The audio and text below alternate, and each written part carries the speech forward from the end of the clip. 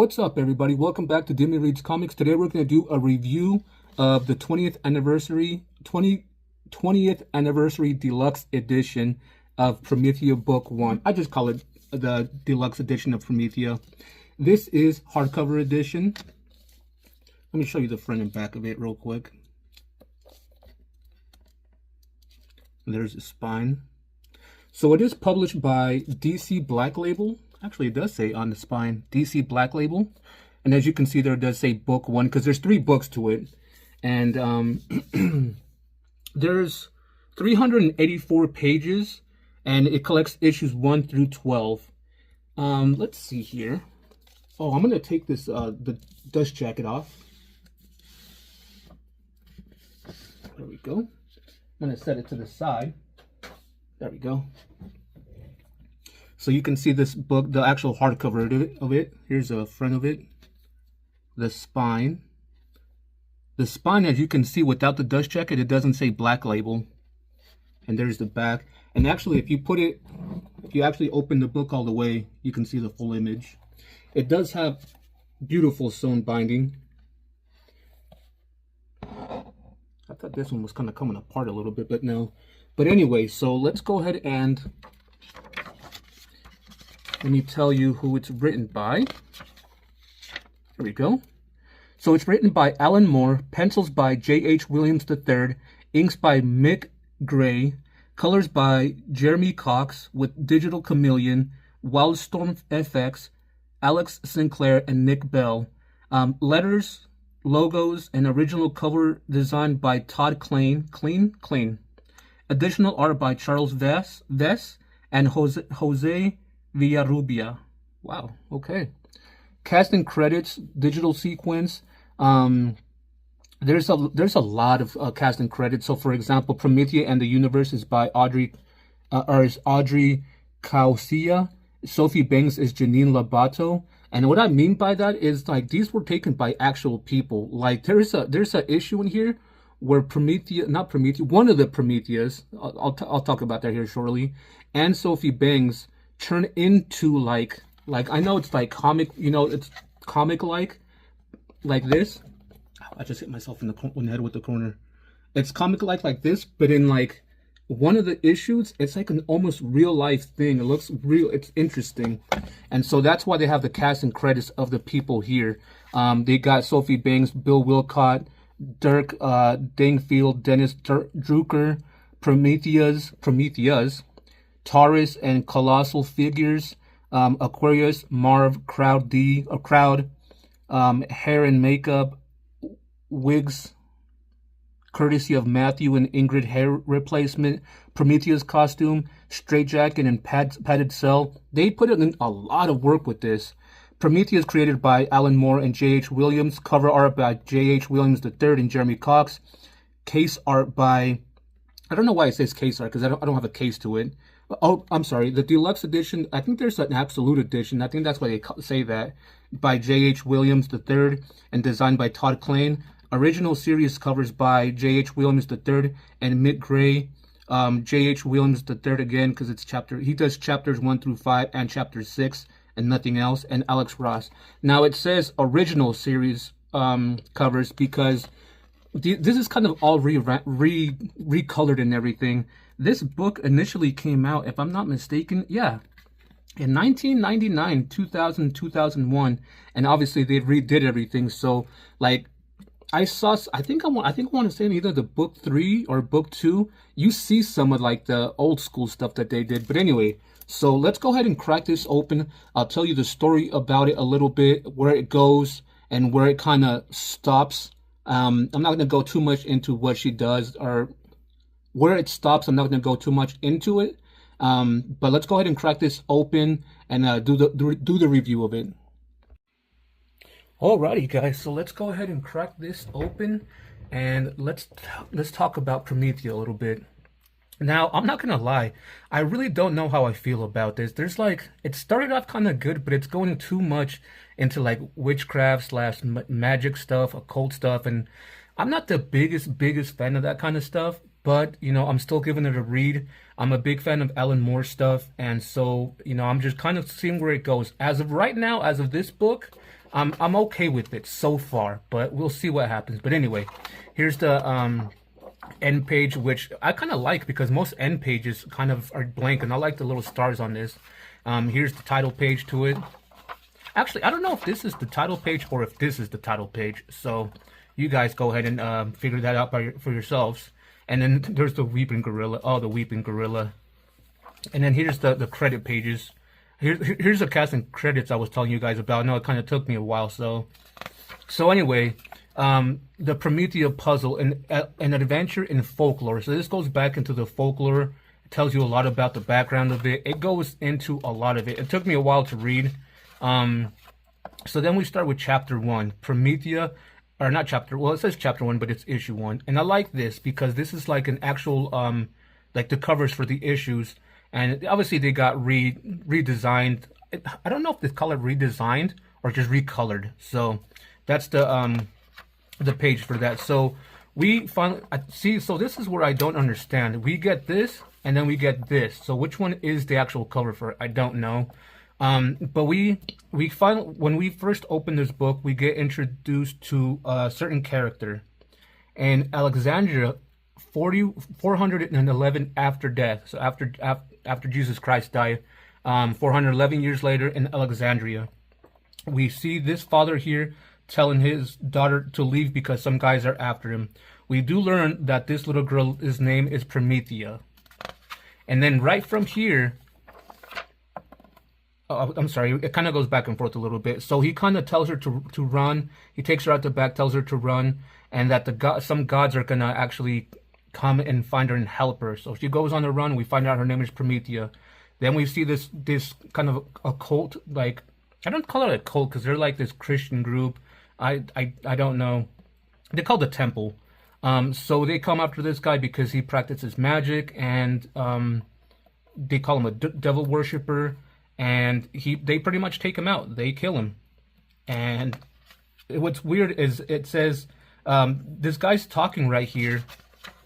And when he's talking, he already knows what they're going to say. Like, this guy is pretty much saying what they're going to say. And they say it while they're doing it. So then from that, like I said, we finally learned that this girl's name is Promethea. She had a father. He was killed. And that's about it right there, where we learn about her. Then we move on to a futuristic New York in 1999.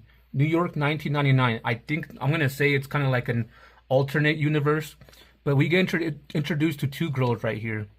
You don't initially know their names, but their names are Sophie Bangs, the one that doesn't have the glasses. The main character in this book is Sophie Bangs.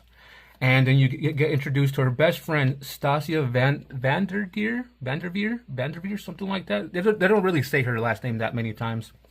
But we do know her name is Stasia. They're in New York. They're going to a club to listen to some music, to a band playing. And all Promethea is worried about is writing a paper. So before Promethea goes and meets up with her friend again, she goes and talks to this girl named Barbara and asks about Promethea because she's been seeing sightings of Promethea in ancient books and things like that. And she pretty much, and Barbara pretty much tells her, you know what, forget this stuff, don't go after it, and stop looking for the folklore behind Promethea because it might come after you. And so that's where it kind of begins. The whole, we get introduced to these characters. Then we go back to, Alexandria 411 AD. Alexandra's alone, and she stumbles upon the gods that save her life. Oh, not yet. We'll see that. It kind of goes back and forth. So then from there, she's kind of by herself in the desert, cold, alone. She's scared, and then she stumbles upon something. And then we go back to New York, and after Sophie Bangs left Barbara, she gets stalked by like this Fantastic Four group. They're not really Fantastic Four. They call themselves the Swell Guys, the Five Swell Guys. Yeah, the Five Swell Guys, and they're kind of like scientist superheroes of the city. They all have kind of like these different powers to themselves. Like one of the guys can tell what's gonna happen before it happens. She has like super strength. It's kind of weird. They ask her a few questions, and she's like, "No, I haven't seen anything like that." They kind of leave. So then, when she's walking, she gets kind of chased by this like shadowy creature. The shadowy creature is called a Smee. So then, it kind of grabs her, and it tries to grab her. She runs, and it grabs her again and kind of throws her off a building. And when she's falling, somebody comes and catches her. And who is that catches her? Promethea. Promethea catches her. She jumps, and they land on the ground. Finally, they kind of fight a little bit with the Smee, and this Promethea gets kind of hurt pretty badly. They run to a kind of like this abandoned place where they kind of start talking a little bit about who she was. This is actually Barbara, the one she went to go see. She actually embodies Promethea, and at this time we understand how Promethea, how Promethea comes to be each person. It's almost like Shazam, almost in the sense that the way it works is, so this is the part I don't understand, and I guess I'm kind of understanding it a little bit, but Promethea, I guess, embodies people that they like. If I imagine Promethea deeply, I become Promethea, and that's what happened with Barbara. That's what happened to a few other characters, and that's how I'm gonna turn the page here. I'm sorry, yeah, I'm gonna turn the page, and that's how Sophie Bangs eventually becomes Promethea, because Barbara tells her, "Hey, you need to be Promethea. You need to envision what she might look like. Look at me, envision what she might look like, what you read about her." She starts writing a poem, and she eventually becomes Promethea. And then we go back to 411 AD, where we see the gods take Promethea, talking about she'll live forever if they go with her. She'll be eternal because she's going to be considered a story in imagination. People have imagination to make up stories. She'll be that story, that imagination. And so right here is when they talk about what's her name? Barbara tells Sophie about how to become Promethea. And this is actually Margaret, one of the Prometheas. But yeah, they kind of talk about it, and eventually she becomes Promethea in her own way, and she doesn't. And the Smee comes back, and this Promethea takes care of the Smee. After that, now that I kind of broke down the first issue, because I know I kind of talked about it in depth. After that, I'm gonna kind of go through it pretty quickly on the first, next couple issues. So after Barbara got hurt, Promethea takes her to the hospital, and she needs care there. This is a futuristic place, so they're trying to help her as best as possible. While that's happening, we get introduced to a guy named Benny Solomon. He's kind of like a hired, somebody hired him, and he hired people to go after this Promethea and the girl, Sophie Bangs. And he gets these guys from, I think they call them from the grotto, the howling grotto. They're just different type of demons and things like that. So he asked them to take care of her. But while that's happening, we go back to Promethea, and she goes and uses a phone and talks to somebody. While that's happening, or she's talking not to somebody, she's talking to her friend at the club. There's this big old fight that happens at the club with Promethea and those two demon guys I was telling you guys about. And you actually see what they look like. There you go. And once that's said and done, Sophie Bangs, as Promethea, tells her best friend Stasia that she's Promethea. And that's pretty much what happens in that chapter. So now at the hospital, there's something happened with the five swell guys. One of the guys in the group got hurt by the painted doll. And there's this big thing that happens in the hospital, actually. It goes back and forth a lot. They call it the South Tower Hospital. So, yeah, Promethea goes and visits Barbara and talks about, how do I stop being Promethea? And before she tells her, Barbara tells her that she needs to go to a place called Imatura. I think that's called Imatura. Yeah, Imatura, to get a little bit of explanation. Because I'm sorry, I kind of missed something too. She went to the hospital because she needed to talk to Barbara because her friend Stasia got pulled into like this open gateway realm that the demon dudes opened up. So that's why she went to go talk to Barbara to see how to get her back and how to stop being Promethea. So that's why she goes to the misty magic land, and she learns about it a little bit. You got Red Riding Hood. She's an imaginary thing, a story, a folklore, so she's there. So she eventually saves Stasia, and they go back to New York, and then eventually Promethea turns back to Sophie Banks. Then then we kind of move on to meeting the other Prometheas, because I say other Prometheas, but it's like the other people that embodied Promethea. We get introduced to Margaret. This is Barbara. This is Margaret. Let's see. I want to say that's Grace. That's I think I want to say that's Anne, and that's Bill. Bill is actually a dude. He was gay, and he was kind of, when he was writing the story about Promethea, he became Promethea of, you know, the way he was imagining her. So that's her. And I kind of don't know who this one is. Like, they don't really talk about her. But yeah, you kind of get introduced to these girls. And now when that happened, Sophie wants to learn more about Promethea. So she goes to the library to learn more, and she learns about one of the Prometheas. This is one of the first Prometheas. I don't want to say the first, because I know one becomes before the other and things like that. But one of the Prometheas' name is Anne. You hear about her backstory in this, which I don't want to spoil. But you hear about Anne and her backstory, how she became Promethea, which is kind of very interesting. And so after Sophie was done reading that, she gets interrupted by a guy named Jack Faust. He's actually a magician, but he's hella creepy on this right here. He comes in later on and plays an important role with him and Sophie Banks / Promethea. So then we get back to the Imatura, where all the other Prometheas are, and they're looking in on Stasia, that she's learning about the Prometheas as well.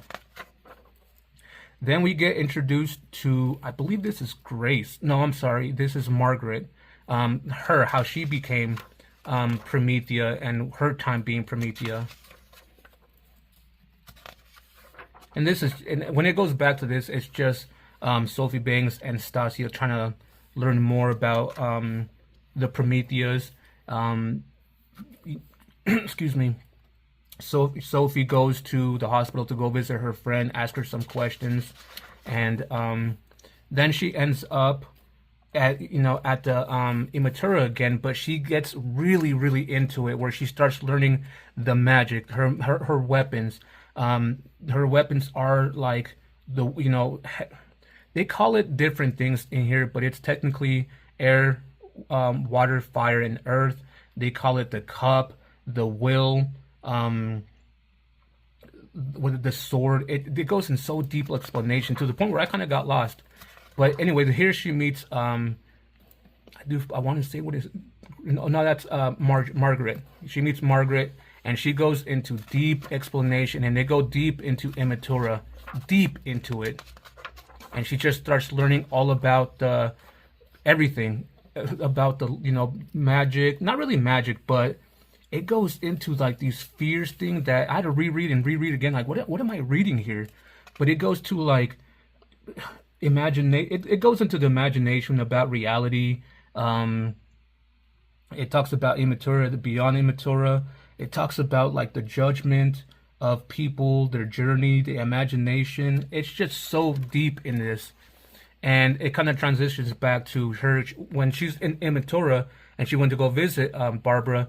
She kind of passed out, and the doctors are kind of trying to deal with her. So Margaret and Sophie kind of get split up, and then she ends up at a different place where she eventually meets up with a different person. This is the painted doll that I was telling you guys about. And this is the guy I was telling you that has like that sense where when he touches people, he can see what they're thinking or what, you know. I don't really know what he actually does. Like, I think he sees like their future or their past or something like. No, he sees their past.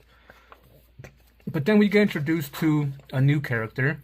We get introduced to Grace, another Promethea. She kind of talks about her background a little bit, and how she came to be, you know, another part of Immatura. And yeah, it's kind of nice that while she's there, Sophie takes care of a certain problem. And that's all I'm going to say with that. And that's when Grace is like, you know, I can see why Barbara actually really likes you and why she, you know, you should be the next Promethea.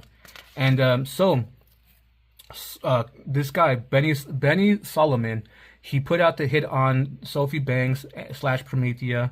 It didn't go well with the demon guys. He's flying out to New York himself to take care of the problem.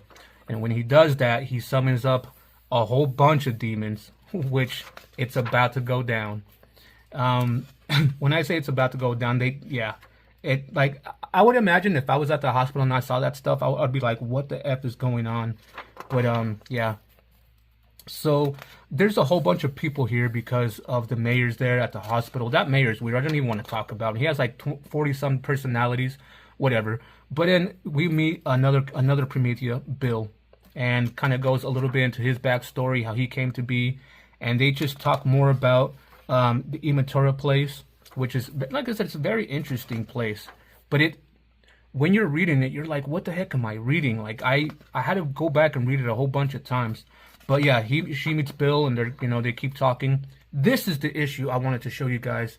They go into, like, you see how like realistic they look? Ooh, so amazing. So amazing. I don't want to really spoil that backstory of Bill, but yeah, that was an interesting backstory of her. So now one of the big showdowns happens at the hospital. A whole bunch of demons are there to kill Barbara and Sophie Banks and anybody that's around her, and just Sophie Banks turning into Promethea by herself won't be able to handle all that. So what does she do? At the hospital, while she was passed out, she was there with the nurse, with Stasia, her friend came, and her mom came. So there was 4 girls there in the room. She wakes up. She knows something bad is out there is happening, and she knows all those demons are after her. And there's also been a big explosion because of the painted doll. So a whole bunch of things are happening. So what does Sophie Banks do / Promethea?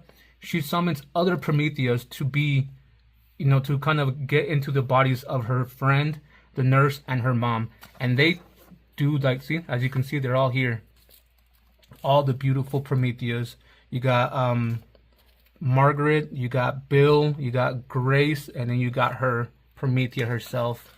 And then actually Barbara comes into play, but there's a big battle here at the hospital, a huge battle with all the demons. And eventually the painted doll takes care of a certain individual, Benny Solomon. And that's when, after the events that happened at the hospital, Barbara passes away right here. And so Sophie / Promethea's next thing is she wants to find out who he was working for. And she eventually finds out he was working for the temple to a guy named Henry Royce. And she kind of goes after this Henry Royce guy after seeing Barbara there and finds out more about him. He's going to take them all down. But when he goes there, she goes to the Immatura and sees the other Prometheas and explains to her that Barbara's not with them. And she kind of gets in her mind that she knows what she needs to do. She needs to go and learn magic. So who does she go to ask to learn magic? To that Jack Foss guy. And the only way he wants to teach her magic is if, not her, but if Promethea has sex with him. And at first she's like, no, I'm not going to do this. She kind of leaves. Some certain things happen. Like I said, she goes after the temple. She goes after certain individuals. and Henry Royce, and she finds out that she can't do what she's, because these kids right here are the future of the temple, and these old guys are the temple now. And she wants to take care of them, technically wipe them off the planet, RIP them, but she can't bring herself to do it. So eventually, this page was cool because she was showing, she was like, you know, for interrupting your guys' party, I'm going to show you guys this, where I come from. And it's so cool because where the wild things are, thing back here, a story, what do you got? Alice in Wonderland, you got the rabbit and Deep in the Rabbit Hole. Let's see, you got the three bears, you got Cat in the Hat right there, you got Rapunzel. It was so awesome seeing that. So finally she goes and see Jack, and they have sex. But the way they have sex is not the way, it's not just a quick one. Like, he's pretty much showing her magic why they do it. They have foreplay, they connect with each other spiritually. He teaches her about a lot of stuff. So I'm gonna kind of, you don't see nudity, but you kind of see it a little bit, but not much. And it's not like grotesque nudity, nothing like that. It's not like crazy sex, but they do end up having sex, and a promise is a promise, and he teaches her a lot while that's happening. And then finally in chapter 11 and 12, Promethea starts learning about magic herself. Oh, I like this issue where this issue was this way, so I had to turn the book sideways to read it, which is kind of cool, I guess. But it was at this point where Promethea, you know, had a few, she went on a journey real quick, some things happened, and she finally needs to learn magic, which she does right here. She starts learning all about it, about the tarot cards, all the things like that. And that's where this deluxe book actually ends, is Sophie Banks / Promethea learning magic. A lot of other things happen in this. I know I spoke a lot about, you know, a lot of things, but a lot of other things happen that I didn't want to spoil. So I'm going to leave that there. I'm going to go to the end of it now. There we go. And so you got Promethea, you got the afterwards. You got Promethea #3, original script by Alan Moore. This is the original script for it. He got the panels, the pages, and things like that, which is freaking amazing. And you obviously read it because you already read, you know, issue 3. So I'm not gonna, you know, I didn't even read it because I already read it in the first, you know, issue. So I'm not gonna go back and read it again. So let's go back right here. Promethea 3, the artwork. This was so amazing to me, how it starts with like a pencil, they get into, you know, bolder, they add color. That's just so amazing how it goes from an idea to pencil to the art to the, you know, the wording and stuff like that. It's just so crazy to me how it does it. And then end of book 1, and then you got the end page. So let's go ahead and now that we finished that review, let's go ahead and do the rating and see what you guys think of the rating, and go from there. Alrighty guys, so to do a quick recap of this before I do the rating, this is Promethea Book 1 Deluxe Edition hardcover. It does come with a dust jacket, I just don't have it on there. It is published by DC Black Label, and this is also the 20th anniversary deluxe edition. It does have 384 pages, and it does collect issues 1 through 12, and it's written by Alan Moore. Now that being said, guys, what do I give book 1 just by itself as a rating? The book started off pretty cool. I really enjoyed the first part of it, but when it started going to like this magic stuff about translucent and the body, the imagination, empowerment, love, lust, sex, judgment, and it started going to the spheres of like Neptune they call it, Saturnia, something like that. I just started kind of losing that little bit of interest there, and I was just like, what am I reading now? And I know Alan Moore is like a magician, and he wanted to, you know, show what he does in this book, but I want to say it wasn't really for me, and I'm hoping that book 2 and 3 get a little bit better.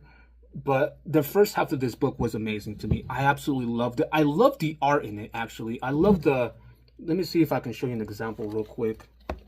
I love the art in it. amazing. Like, I was in awe with some of the art in this. It was just, oof. This kind of art right here, where it's like both pages, was just so amazing to me. Although I do want to say at times what really kind of got me was, how do you read this kind of thing? Like, you read it from here, then you come down, or do you read this one and this one and this? And you know, you're supposed to read the top ones first, but it kind of got a little bit weird to know which ones to read. And then there was some pages, let me see if I can find one. There's also, most of the time, more often than not, you're supposed to read it from like here, you know, this downward and then this. But there was a lot of pages that you had to read this way. And so every once in a while, I was reading it like that, and I was like, wait a minute, I'm supposed to read it this way. And I had to go back and read it again. So because of that, it really kind of got to me a little bit. I want to give this a 2. I really do. It's great. It's great. The magic thing and stuff is really not for me, and that's kind of what's killing it. And then that whole reading it, like kind of going this way, wait, this way, it's just kind of everywhere, you know. The story's interesting to a point, but I don't know. I want to give this a 2.5, honestly, but I'm not going to give it a 2.5. I told you guys that. I'm not going to give it the 0.5, so I'll put it up to a 3 for now, which means I am going to keep this book for now. Now, if I end up reading book 2 and book 3, and the overall, I was just disappointed, I'm going to get rid of him. But as of right now, I'm going to give this a 3. I know a lot of people love this book. They love Alan Moore's work. They, you know, absolutely love all his work. I do like it. The story is very interesting. It's just the whole magic thing. I can't get behind it. So that's my personal rating for this. My personal opinion about the book. And that's the rating for this, or I'm sorry, the review for this. So I hope you guys liked the review. If you guys did, leave a like, leave a comment if you guys read at least issues 1 through 12. Because once I start doing the review for, you know, book 2 and 3, if you guys haven't read, you know, the first 12 issues, I wouldn't want you guys to read or to watch those videos, because I don't want you guys to get any spoilers. So anyway, like I said, I'm giving this a 3. I do recommend you guys read it if you guys are a big fan of Alan Moore. If not, maybe stay away from it if you're not a big fan of magic and religious occult stuff. If you guys, you know, if you're not into that, don't read it. Stay away from it. So if you, like I said, if you guys read the first 12 chapters, let me know what you guys think, if you guys enjoyed it or not. Let me know if you guys absolutely love this story, or if you guys didn't, and let me know why. No spoilers, please. As far as recommendations, I'm not really taking any more recommendations. I bought everything that I'm going to buy for the rest of this year already. And so maybe next year I'm going to start, you know, once I kind of downsize a little bit more, I'll start taking recommendations. But as of now, no more recommendations.